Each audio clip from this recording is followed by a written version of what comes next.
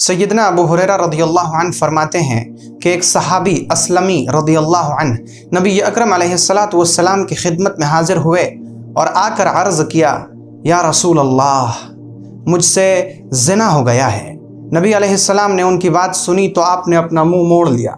फिर वो दूसरी तरफ से आए और उन्होंने फिर यही बात कही, या रसूल अल्लाह, मुझसे ज़िना हो गया है। तो नबी अलैहिस्सलातु वस्सलाम ने अपना मुंह मोड़ लिया। फिर वो पहली तरफ आए, फिर उन्होंने यही बात कही, फिर आपने मुंह मोड़ लिया। फिर वो आए, फिर उन्होंने यही बात कही। जब उनके ऊपर ज़िना का जुर्म साबित हो गया तो आपने अपने सहाबा से फरमाया कि जाओ और जाकर इन्हें रज्म कर दो। और उसके बाद सहाबे किराम नबी अलैहिस्सलातु वस्सलाम की ज़ेरे सरपरस्ती एक मैदान में तशरीफ़ लाए और वहाँ तमाम लोगों ने मिलकर उन्हें रज्म कर दिया। जिस वक्त उन्हें रज्म किया जा रहा था, यानी उनको पत्थर मारे जा रहे थे, तो दो शख्स आपस में खड़े बातें कर रहे थे।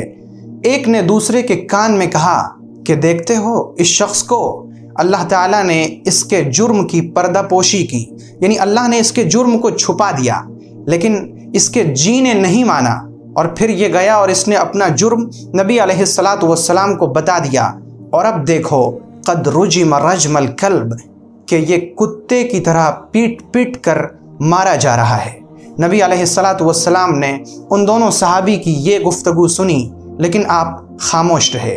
और उसके बाद जब उन्हें रज्म किया जा चुका और उनका इंतकाल हो गया तो नबी अलैहिस्सलातु वस्सलाम चले। और कुछ देर चलने के बाद नबी अलैहिस्सलातु वस्सलाम एक बदबूदार मुर्दा गधे की लाश के पास से गुजरे, जिसमें बहुत ज़्यादा बदबू थी और वो लाश गल और सड़ चुकी थी।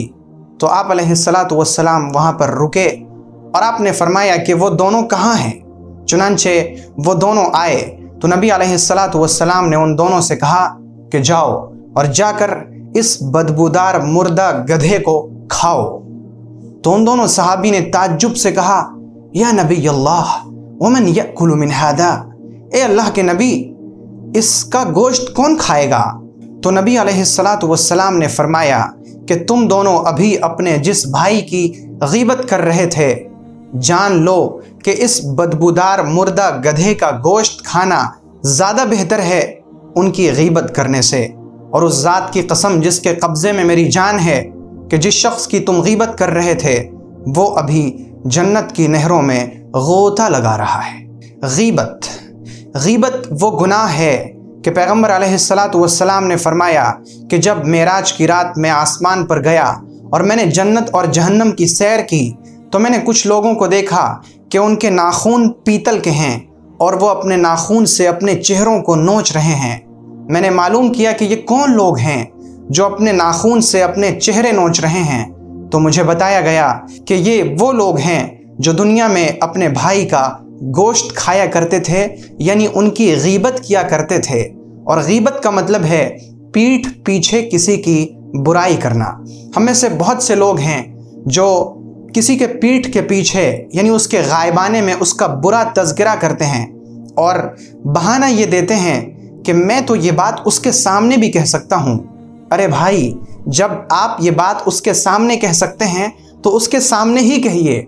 अगर आप उसके पीठ पीछे कह रहे हैं तो ये गीबत है।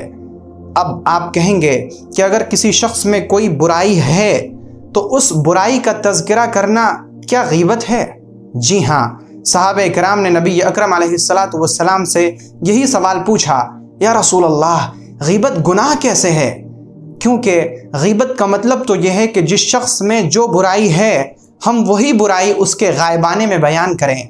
तो पैगम्बर अलैहिस्सलाम ने फरमाया कि अगर किसी शख्स के अंदर वो बुराई है जो तुम बयान कर रहे हो तो यही गीबत है, और अगर उस शख्स में ये बुराई नहीं है और फिर तुम वो बुराई बयान कर रहे हो तो ये तोहमत और बहतान है। यानी अगर कोई शख्स किसी गुनाह में मुब्तला है और आपने उसको गुनाह में मुब्तला होते हुए देख लिया, तो अगर आप में इतनी हिम्मत और ताकत है कि उस गुनाह करने वाले के सामने जाकर आप उसे कह सकें, आप उसकी इस्लाह कर सकें, आप उसे रोक सकें, तो रोक दीजिए। लेकिन अगर आप में इतनी हिम्मत नहीं है, आपके पास मौका नहीं है, आप किसी मसलहत की वजह से कहना नहीं चाहते, तो खुदा के वास्ते اس کا تذکرہ کسی اور کے سامنے ہرگز نہ کریں، کیونکہ یہی غیبت ہے۔ حضرت عمر بن عاص رضی اللہ عنہ اپنے ساتھیوں کے ساتھ کہیں جا رہے تھے۔ راستے میں انہوں نے دیکھا کہ ایک گدھے کی لاش پڑی ہے جو بدبودار ہو چکی ہے اور اس سے بہت زیادہ سڑن کی بو آ رہی ہے۔ تو آپ نے اپنے ساتھیوں سے فرمایا کہ سنو، اس کا گوشت کھانا زیادہ بہتر ہے اس سے کہ تم اپنے کسی مسلمان بھائی کی غیبت کر کے اس کا گوشت کھاؤ۔ اور قرآن پاک میں اللہ رب العزت کا فرمان ہے، یا ایھا الذین آمنوا اجتنبوا کثیرا من الظن ان بعض الظن اثم ولا تجسسوا ولا يغتب بعضكم بعضا أيحب أحدكم أن يأكل لحم أخيه ميتا فكرهتموه واتقوا الله إن الله تواب رحيم۔ اے ایمان والو، بہت زیادہ گمان کرنے سے بچو، کیونکہ چھوٹا گمان بھی بڑا گناہ ہے۔ اور تم میں سے کوئی شخص کسی دوسرے کی غیبت نہ کرے۔ کیا تمہیں یہ پسند ہے کہ تم اپنے مردہ بھائی کا گوشت کھاؤ؟ تم اسے یقیناً ناپسند سمجھتے ہو۔ اللہ سے ڈرو، بے شک اللہ رب العزت توبہ قبول کرنے والا اور رحم کرنے والا ہے۔ سو آپ جان چکے کہ غیبت کتنا بڑا گناہ ہے، اور غیبت کے بارے میں پیغمبر علیہ السلام نے فرمایا کہ غیبت کرنا زنا کرنے سے بڑا جرم ہے۔ اور ایک بات اور یاد رکھ لیجئے کہ جو شخص اپنے کسی بھی مسلمان بھائی کی عزت کے پیچھے پڑتا ہے تو اللہ تعالیٰ اس شخص کو رسوا کر دیتے ہیں، چاہے وہ اپنے گھر کے کسی کمرے کے اندر ہی چھپا کیوں نہ رہے۔ اگر وہ اپنے اونٹ کی کجاوے میں بھی چھپ جائے تو اللہ رب العزت اس شخص کو ذلیل اور رسوا کر دیتے ہیں۔